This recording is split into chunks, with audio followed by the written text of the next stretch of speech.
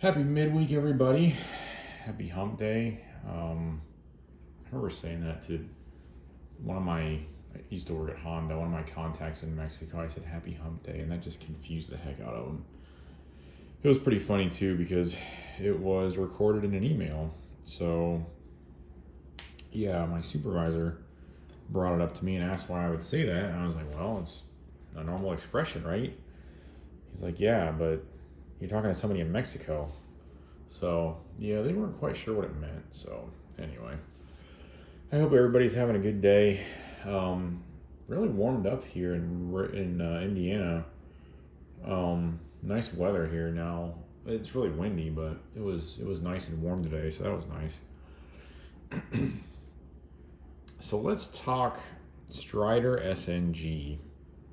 This is a knife that, besides the Spyderco PM2, maybe the Chris Reeve Sabenza, maybe the Hinder XM18, but besides those, this is probably the most well-known knife in the industry, or at least to people who, at least to knife enthusiasts.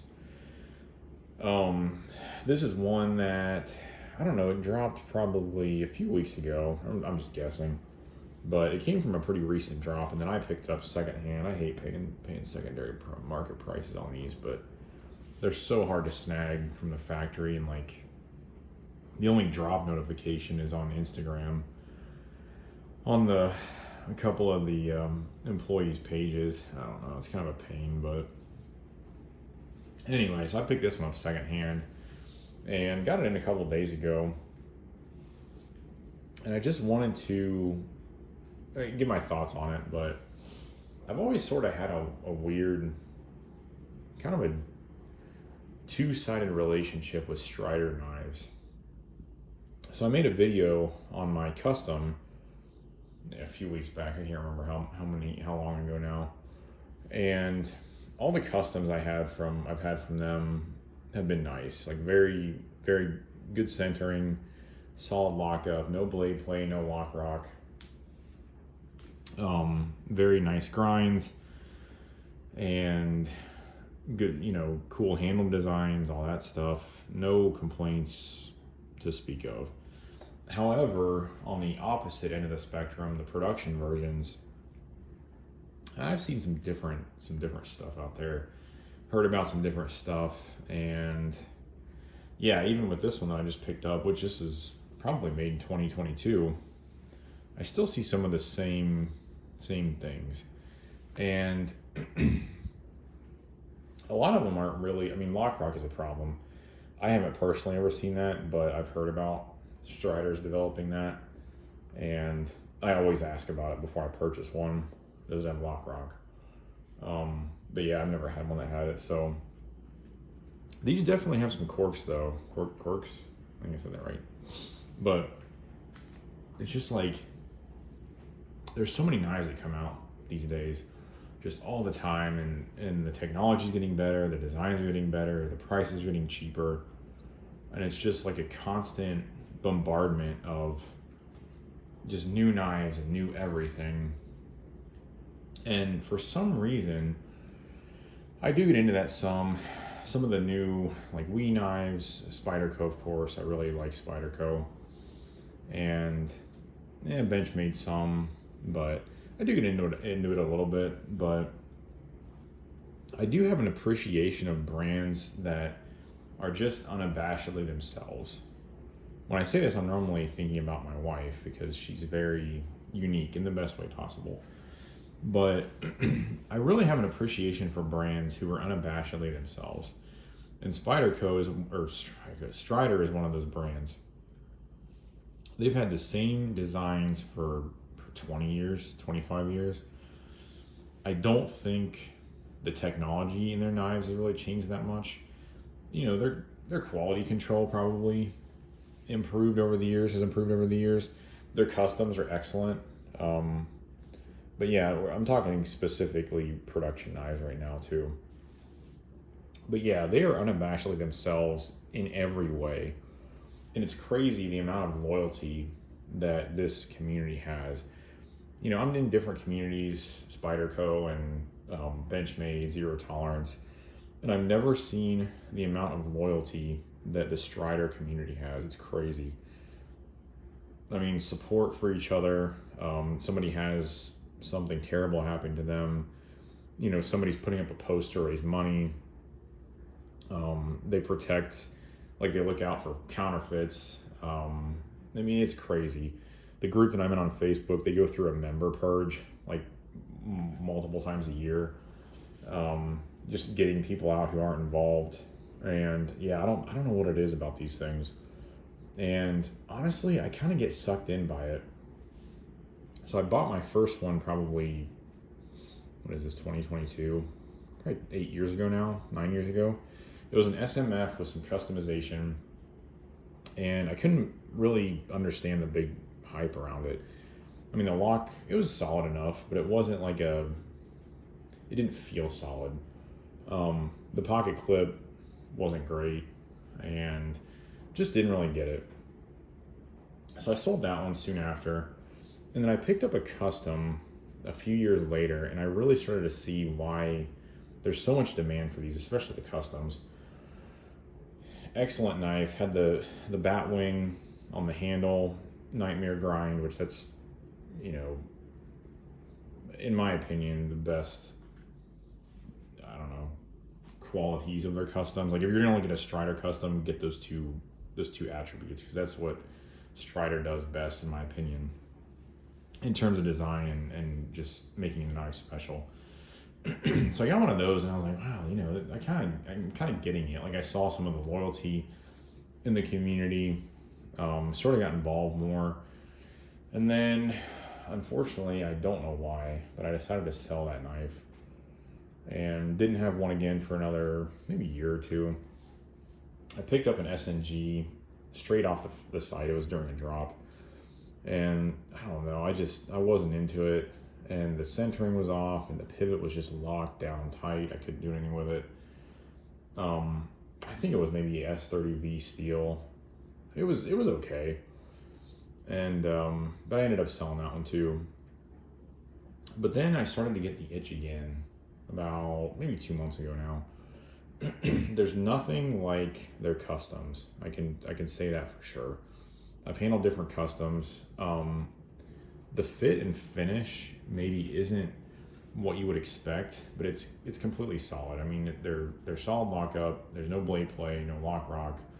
The designs are fantastic. They look great. The quality is there, and I really wanted another custom. Of course, secondary prices are insane, way higher than they were when I sold my last one. And so I ended up selling one of my watches to get another custom, which was a nightmare grind, batwing design on the handle. But I got an SNG pattern this time instead of the SMF, which is bigger, which that's the video that I posted a few weeks ago. And now I have this one. So this is also an SNG, but this is a production. And it has the same corks as the first SNG production I bought. And honestly, this time around, I'm really appreciating those more, I think.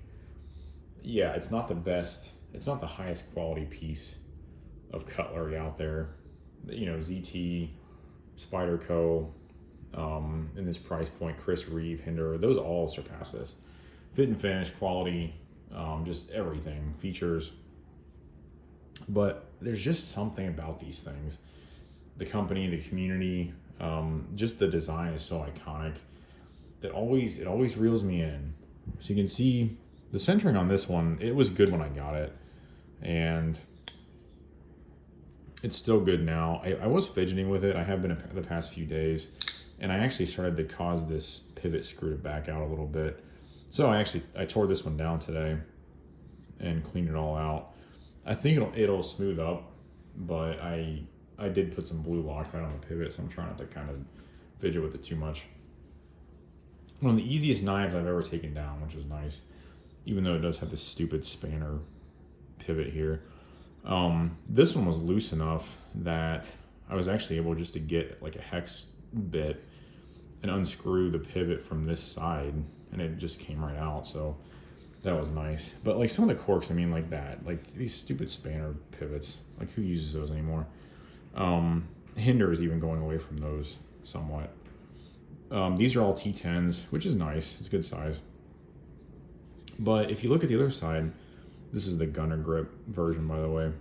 These just freely spin. These are like I think they're called like a Chicago screw, but they freely spin in the handle. So when you're trying to unscrew these, you have to somehow hold the other side down and keep it from spinning.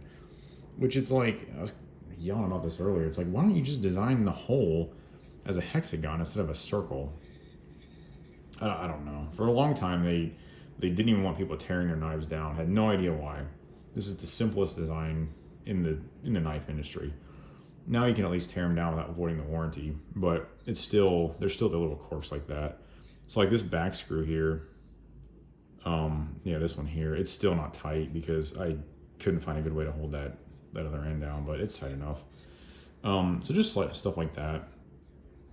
It does have lock stick. You can hear it just a little bit there. Not terrible. This one's in PD1 steel, which is pretty close to crew wear. Hence the coating. Strider coats a lot of their blades. So that's nice. The coating is nice and even. So that's done well. The edge is very sharp. And it's also very nice and even.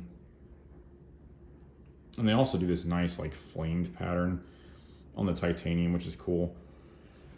So it's kind of interesting the way these are designed. So you actually have the titanium on this side, which is the lock side, no lock bar insert. I don't know if they carbonized this lock face. And then you have G10, and the back spacer is integrated with the G10. So this is just all one piece of G10. It's kind of different. But yeah, and then you have the external stops. One butts up against the G10 here, and then one against the titanium on the other side. So those are just some of the quirks about them. Lock bar stabilizer just comes out with a hex. I don't know if that's a T8 or T6. Clip is okay. I don't love the factory clip though. I did mention that. I mean, when it's in your pocket, this much is sticking out. Not a huge deal, but MXG sells a nice deep carry clip for these. So, like my last production SNG, I already ordered one of those. But yeah, so I guess the purpose of the video is I did want to give some thoughts on this, but this is an SNG. These have been around for years and years and years. I wanted to give my thoughts and kind of some of the reasons why I enjoy this brand so much. I mean, I've had thoughts about selling off, a good portion of my collection just so I can buy more Striders. It's crazy. But it's just the loyalty and some of the quirks about these. I mean, they kind of make them in a way special. And this design hasn't really changed for decades, really. And I kind of appreciate that. I mean, the company knows they have a product that people want, and they're not changing it. And maybe small changes, but overall, not really any changes, for a long time. And, I can appreciate that. If they're happy with it, they think it's a great product, then why should they be pressured to change it? I've seen reviews on these, like this area is too thin by the pivot, the titanium, just different things, but it's never really changed.